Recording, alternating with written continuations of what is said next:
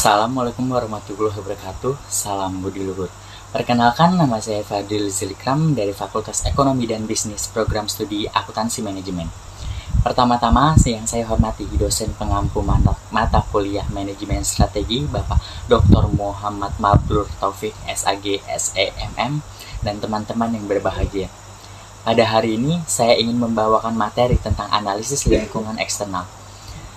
Lingkungan, sebagaimana umum diartikan meliputi kondisi, situasi keadaan, peristiwa, dan pengaruh-pengaruh yang mengelilingi dan mempengaruhi perkembangan organisasi. Organisasi bahkan kadang-kadang dapat mempengaruhi lingkungan, tetapi yang paling umum adalah organisasi lebih banyak dipengaruhi oleh lingkungan. Kekuatan-kekuatan dalam lingkungan tidak statis, tetapi harus berubah sehingga keunikannya memberi dampak yang kadang-kadang juga unik pada keputusan yang diambil oleh para eksekutif. Lingkungan eksternal terdiri atas dua faktor strategik, yaitu peluang dan ancaman atau tantangan. Dalam mengamati lingkungan eksternal itu, ada beberapa sektor yang peka secara strategik, artinya bisa menciptakan peluang atau sebaliknya merupakan ancaman. Perkembangan teknologi misalnya, peraturan perundang-undangan, atau situasi keuangan dapat saja memberi keuntungan atau kerugian bagi organisasi. Lingkungan eksternal perusahaan seringkali bersifat menantang dan kompleks, karena efeknya terhadap kinerja. Perusahaan harus mengembangkan kemampuan yang dibutuhkan untuk mengidentifikasi peluang dan ancaman yang ada dalam lingkungan eksternal.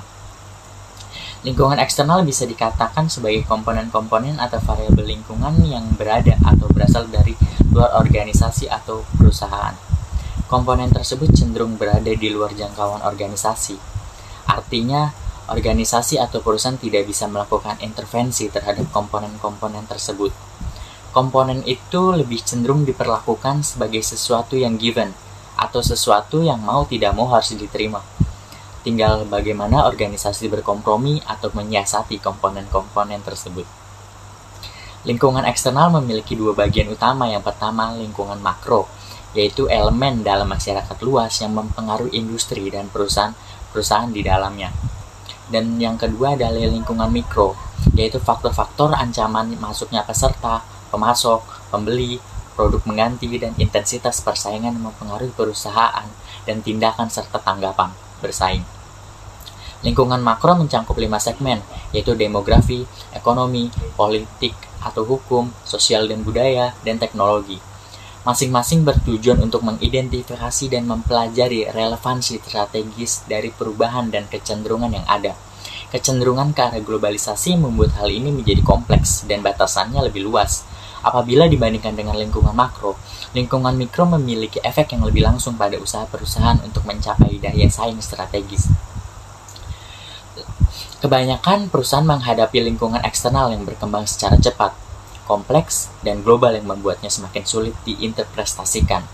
Untuk menghadapi lingkungan yang seringkali tidak jelas dan tidak lengkap, perusahaan dapat menempuh cara yang disebut analisis lingkungan eksternal atau external environmental analysis.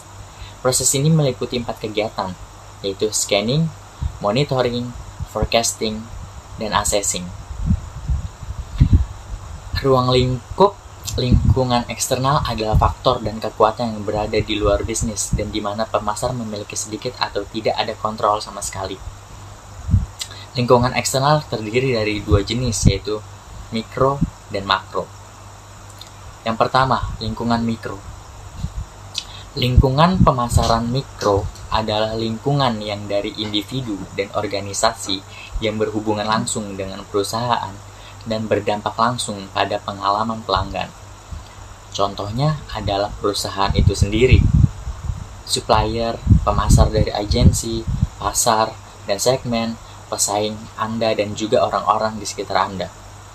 Lingkungan mikro relatif dapat dikendalikan, karena tindakan bisnis dapat mempengaruhi pemangku kepentingan tersebut, sehingga lingkungan pemasaran mikro terdiri dari yang pertama, pemasok. Pemasok mencakup semua pihak yang menyediakan sumber daya yang dibutuhkan oleh perusahaan.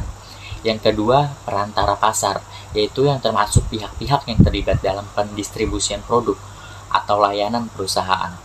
Yang ketiga, mitra, seperti agen periklanan, organisasi riset pasar, perusahaan, perbankan dan asuransi, perusahaan transportasi, broker, dan lain-lain yang melakukan bisnis dengan perusahaan tersebut. Yang keempat, pelanggan. Pelanggan terdiri dari kelompok sasaran pemasaran. Yang kelima, pesaing. Pesaing adalah pemain di pasar yang sama yang menargetkan pelanggan serupa dengan yang dimiliki perusahaan. Yang keenam, publik terdiri dari grup lain yang memiliki minat aktual atau potensial atau mempengaruhi kemampuan perusahaan untuk melayani pelanggannya. Yang kedua, lingkungan makro. Ruang lingkup lingkungan makro kurang terkendali. Lingkungan pemasaran makro adalah lingkungan yang terdiri dari pengaruh yang jauh lebih besar dan mencangkup semua, yang berdampak pada lingkungan mikro dari masyarakat global yang lebih luas. Di sini kita akan mempertimbangkan budaya, masalah politik, teknologi, lingkungan alam, masalah ekonomi, dan faktor-faktor demografis. Yang pertama, lingkungan ekonomi. Keputusan para eksekutif hanya dapat efektif apabila turut memperhitungkan gejala-gejala perilaku kondisi ekonomi secara serius. Dalam sektor ekonomi ini, informasi yang diperlukan adalah yang berhubungan dengan kecenderungan-kecenderungan dalam pendapatan nasional, inflasi, tingkat pengangguran, gaji dan upah, devaluasi, tingkat pendapatan masyarakat, dan tidak ketinggalan faktor-faktor yang berhubungan dengan pemasaran produk dari organisasi publik dan non-profit. Misalnya, alumni perguruan tinggi. Yang kedua, faktor sosial dan budaya. Faktor-faktor sosial yang mempengaruhi suatu perusahaan mencangkup keyakinan, nilai, sikap, opini yang berkembang, dan gaya hidup orang-orang di lingkungan tempat perusahaan beroperasi. Faktor-faktor ini biasanya dikembangkan dari kondisi kultural, ekologis, pendidikan, dan etnis. Seandainya faktor sosial berubah, permintaan untuk berbagai produk dan aktivitas juga turut mengalami perubahan. Yang ketiga, politik dan hukum. Keluhan-keluhan yang dilontarkan melalui berbagai seminar dan media massa, media sosial tentang adanya lembaga-lembaga publik dan non-profit yang kurang kompeten, hampir-hampir tidak pernah berhenti. Bahkan para manajer dari organisasi-organisasi itu biasanya dituntut untuk tetap terbuka dalam memberikan pelayanannya kepada masyarakat. Harus tunduk kepada hukum, peraturan dan petunjuk yang diberikan oleh pejabat yang berwenang. Ini kembali digalakkan melalui good governance. Ini pula yang menjadi pertimbangan mengapa diperlukan ombudsman. Biasanya diangkat oleh pemerintah, namun memiliki tingkat independensi yang tinggi dengan tugas mewakili kepentingan masyarakat dalam menyampaikan keluhan masyarakat berkaitan dengan malpraktek administrasi pemerintahan dan pelanggaran hak asasi manusia sesudah mengadakan investigasi seperlunya. Yang keempat, teknologi. Teknologi adalah banyak yang berpengaruh terhadap ketidakseimbangan organisasi. Ia adalah unsur yang paling dinamis yang memaksa para pengambil keputusan untuk terus-menerus memantau perkembangan serta dampaknya yang menguntungkan dan yang merugikan, serta melihat aspek mana dari teknologi itu yang langsung berpengaruh pada yang tidak. Beberapa hal yang perlu dicari dalam bidang teknologi ialah informasi tentang biaya yang disediakan pemerintah dan kalangan bisnis untuk keperluan penelitian dan pengembangan, perlindungan hak paten, hak cipta, dan produk-produk teknologi baru. Lalu yang terakhir adalah faktor demografi.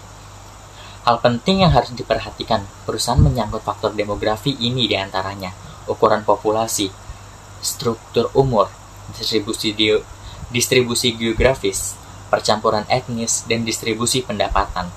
Melihat dinamisnya perubahan, perusahaan harus menganalisis perubahan faktor ini dalam konteks yang global, bukan hanya secara domestik. Mungkin sekian pembahasan materi yang saya sampaikan. Mohon maaf jika masih banyak kekurangan dan salah kata. Wabillahi taufiq wal hidayah. Wassalamualaikum warahmatullahi wabarakatuh. Salam budi luhur.